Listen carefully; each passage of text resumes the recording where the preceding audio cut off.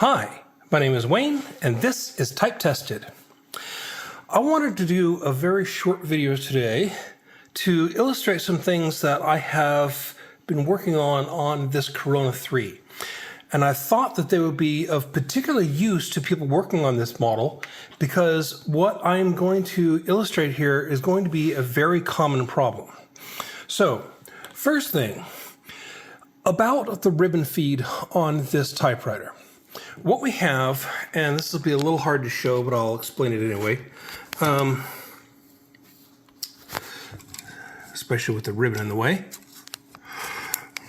What we have is a ribbon feed pawl, which is right here, a backstop spring, which is, where is it? Right here, hidden behind the ribbon. Okay. And I'll point that out better a little bit later. And we have the trip bar, which is right here. Now, as the trip bar moves back, and this also moves with a space because it's a universal trip, the feed pawl gets dragged back across this the gear teeth. The backstop spring up here engages with the tooth kind of like this in order to prevent it from the gear from moving. And then as you release the space bar or a key, the top corner of that feed pawl comes forward and moves the gear. And there's the same thing at both sides, but you note that there's nothing connecting them. So what we have here is a system which the ribbon reverse is handled by friction.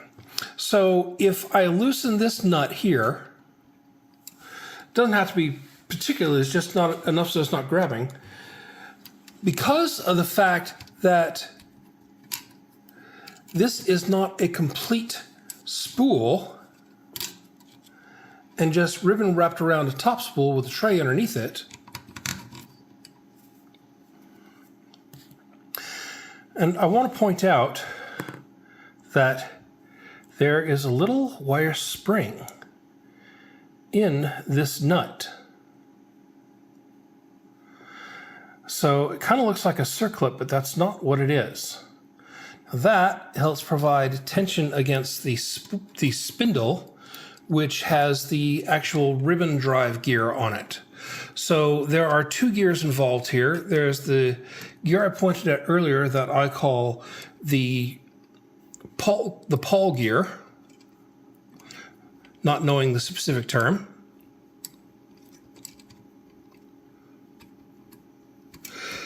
And then below the spindle is what I term the ribbon drive gear. So, whoop, there we go, that's what I want. So if there's no tension on this, then what happens is the ribbon doesn't move. The spindle just spins inside the spool here. I have to put tension on this in order to get the ribbon to move.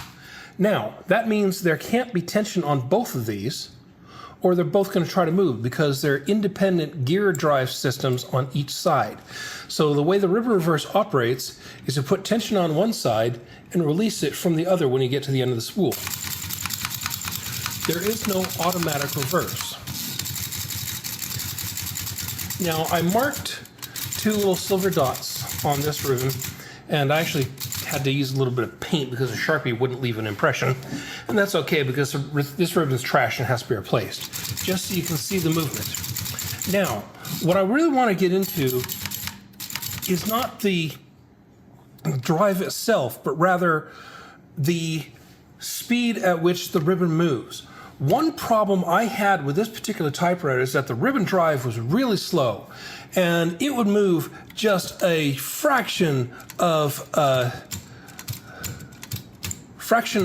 character each time as I typed on the typewriter. And that led it to just chew up ribbons like nobody's business, because I was typing in some hard platen on the same spot of ribbon, virtually the same spot of ribbon every time. So I've managed to speed that up a bit, and I want to tell you how I did that. Now, first off, I will mention, if I unfold this, you can see it better, that one common problem on these is that the ribbon pawl, the drive pawls, tend to be worn. Remember, there are two working surfaces here.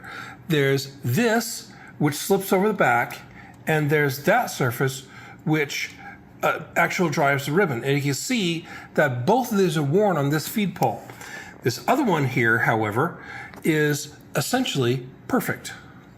And I can only presume that was because the person who used this typewriter the most in its heyday didn't understand the reverse system and simply wound the ribbon back each time by hand.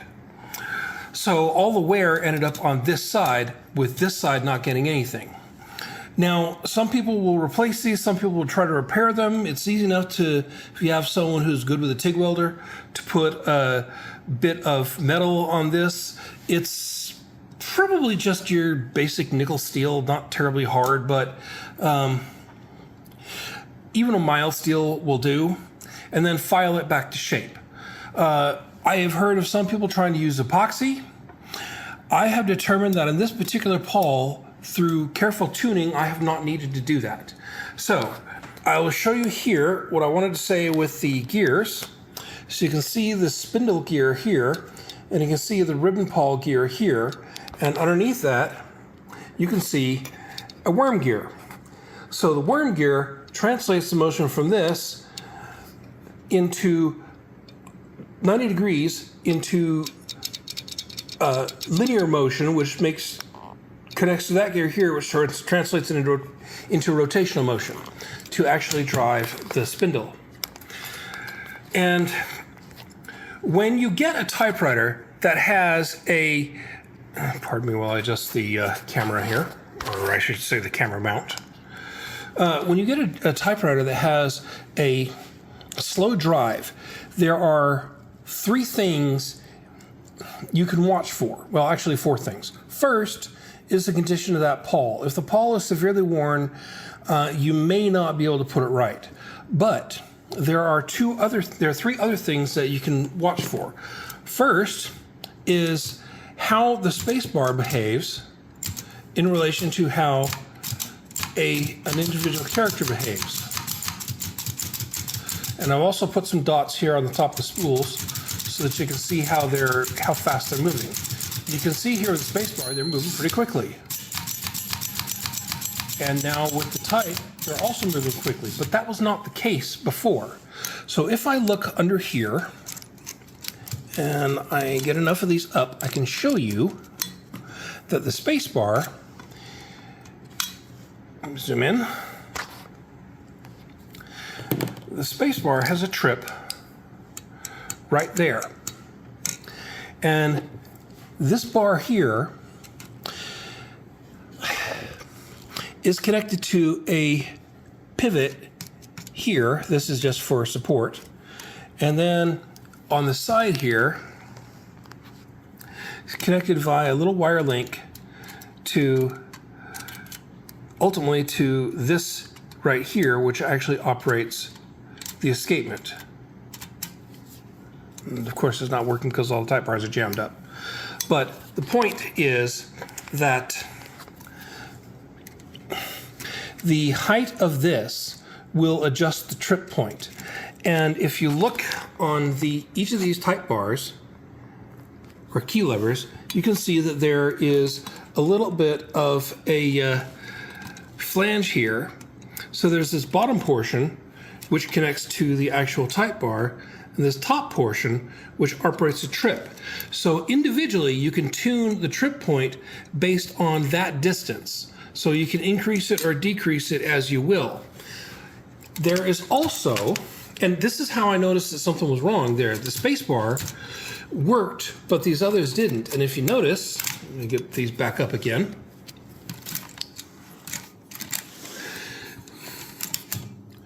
The space bar comes up a bit higher than the other keys. And again, I can't show it because all these type bars are attacked.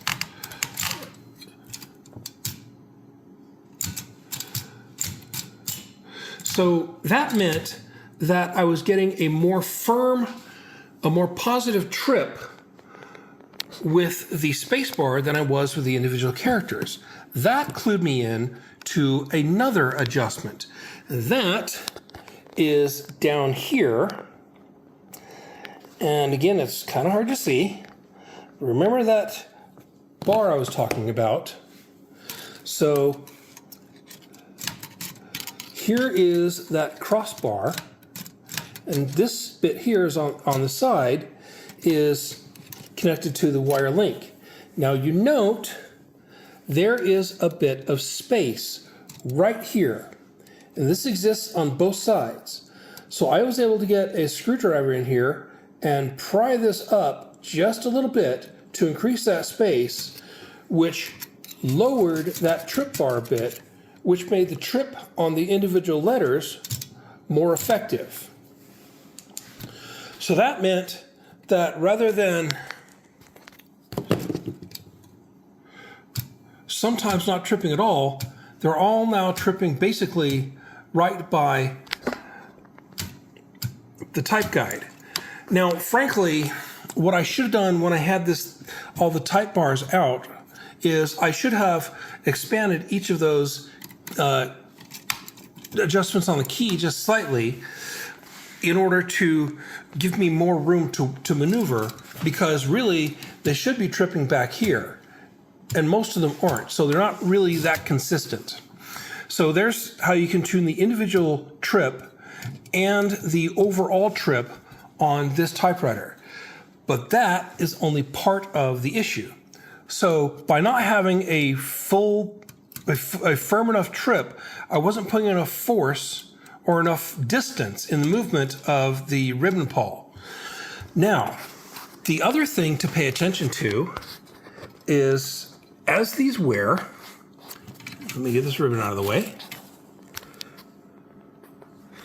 this gear will also tend to wear. So what I had to do is I had to get and this was the case on this particular typewriter, that these points were rounded off and the sides weren't exactly perpendicular. So I was able to take a triangular file and get into the individual spots here on the back and adjust the flats back here so that they were squared up again. And that improved things considerably. And that is also going to be a common problem on this, that this gear is just going to be worn. But there's one other change I made that really made all the difference. So I have three things I've addressed now. The ribbon feed pawl, and if necessary, you can adjust this angle here and possibly slide it one way or the other, or bend it one way or the other to put a new fresh surface in contact with the gear. But it's a little stiffer than it looks. So obviously it's an alloy steel, not just simply mild steel. So I dealt with the structure of that, determined that it was okay, but I did still try to make it grab more firmly. I adjusted the overall trip point to get the keys to trip with more force. And lastly, and this was the one that really mattered, if I pull this out here, you can see the backstop spring. Now, this needs to engage cleanly in behind one of the gear teeth in order to do its job. But there is a range of adjustment here. And rather than simply shoving it up against that tooth, what I did was I paid attention to how the spring was behaving as I moved a key. So you can see there it's slipping over, and it was only slipping over one gear. That is because it was sitting too far forward, and getting hung up about there.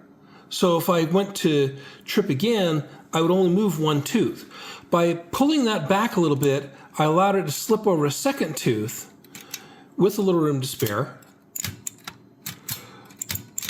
And that's good for a light touch. So if I do a slow release here, it's still likely to get 2. So by doing that, I was able to get it to advance 2 teeth at a time instead of 1. And that is what has made all the difference. And if you look at the silver dots, and let me go ahead and loosen this one up and tighten this one down. So it's going to go that way. Or actually this way. You can see that that dot is moving more effectively than it did before. It's not moving all that fast, but it's moving faster than it did before. So now I have a much better chance of being able to get a ribbon to feed through without being chewed to pieces by the typewriter. And there may still be a little bit more room for tuning here, but this is a vast improvement from what it was before. So anyway, I just wanted to show these two, this setup here and the options for adjustment and correction, because I know there are going to be others out there who are going to have the similar problem with their typewriter, and I wanted to be able to present the options and the things that I learned working on my typewriter to help people figure out how to get theirs to operate more reliably and more effectively so they can produce better work off their typewriter. Anyway, that's really what I wanted to do. Just explanation, longer than I wanted, but hey, that's what you get. Anyway, once again, my name is Wayne, and this is Type Tested.